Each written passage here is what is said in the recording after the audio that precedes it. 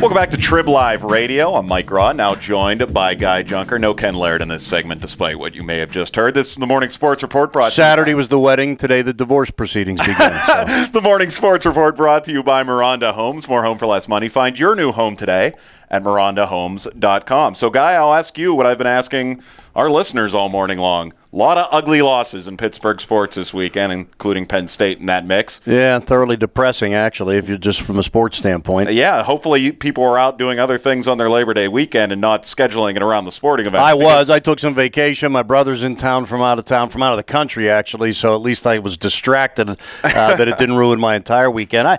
I got to go with the Pirates as being the worst loss. So you could point at any. I'll start with them because it wasn't one loss; it was four. Yeah. It was four ugly losses against teams they have to beat. I said last Monday, Michael, you can't lose 2 out of 3 at home to the Milwaukee Brewers and fancy yourself in the mix of this thing. Yeah. Then you go to Milwaukee and get swept by these guys. I mean, there's a park that you've got to go into and cure some of your batting ills. You should be able to go in there and hit. It's a hitter's park. They didn't hit. They haven't played well. They haven't gotten any breaks. I will give them this. They've been lucky in terms of injuries for much of this year. But you take Neil Walker out of that lineup. You take Marte, who was, a little bit of a spark plug at the top. Jeff Carsons, who had been one of the better pitchers over that. All of a sudden, you got 3 fairly key guys all out at the same time. That doesn't help. But losing yesterday to Edgar Gonzalez, come on. Although I did hear he was tearing up the Mexican League in Monterey. Terrific, yeah. But I think those are the most important because we're near the end of the season. They're costly. They have less of a chance to rebound than the other losses.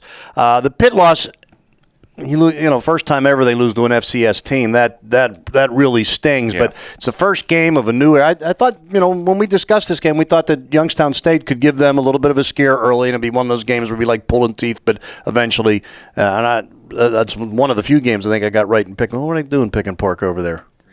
3-2. All right. I didn't a do lot too of people badly, 3-2. Yeah. But I didn't think they would beat that crazy spread, and they got time to come back. It's the first game with a new coach, and the Penn State loss I think is second most devastating. It may be the worst because watching them, they have no playmakers at all on offense. I don't know how they're going to win a game. Yeah. I don't expect them to go on the road and win next week. Can they beat a Temple? I don't know. Can they beat an Indiana or Northwestern?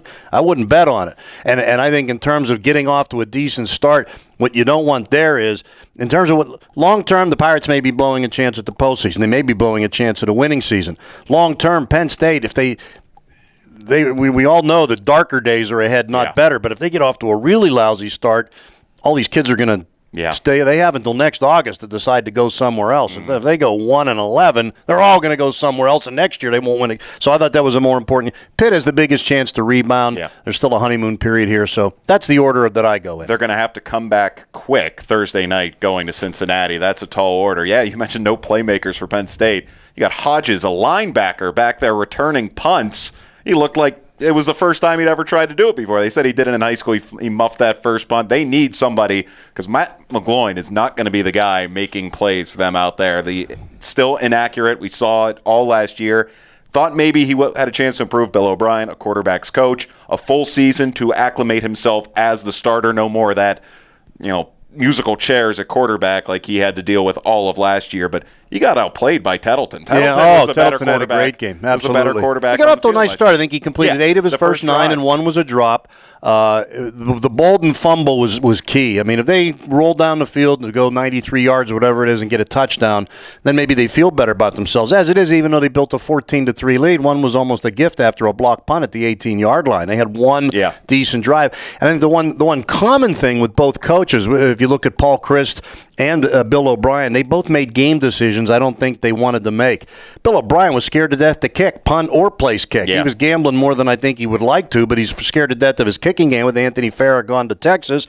And Paul Christ made some decisions late in the game because he had no confidence in the way his defense was playing, going for it when maybe he would have kicked the field goal. So both, I think Pitt can come back more easily than Penn State. Penn State's going to continue to lose players, and I thought this was a devastating loss for them. But the Pirates are the ones that are within a month of the end of their season, and it's slipping out of their grasp. And if they don't finish over 500 now after being 16 games over. Yeah. Ooh, that's going to be interesting to hear what the fans think about that in October. They're sitting at 6 games over 500 now with just over a little bit more than a month remaining in the season. And when the Pirates reached that point of being 16 games over 500, how were they doing it? They were doing it by beating the teams they were supposed to beat, and they are flat not doing that anymore. Now they could rebound, win the last 2 games in the series against Houston, build momentum going in when the Cubs come into town next. Maybe they win 4 of the next 5. Maybe they sweep the Cubs and everything looks good. They've come back when we've written them off for dead before, but getting swept in Milwaukee, you can even go back to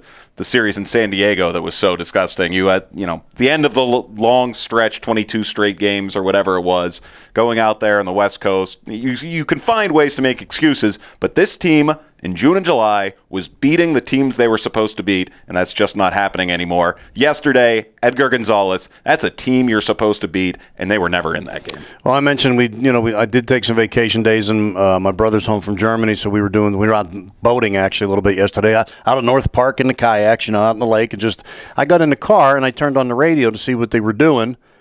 And as soon as I heard the crowd, Tim Neverett was talking about something. I'm just listening. It's dead something, and they're not, it was 5-1 already. Yeah. And they got kind of hosed on a call early in the game. Yeah. Things aren't going well right now, and it's up to them this homestand to kind of put that back together.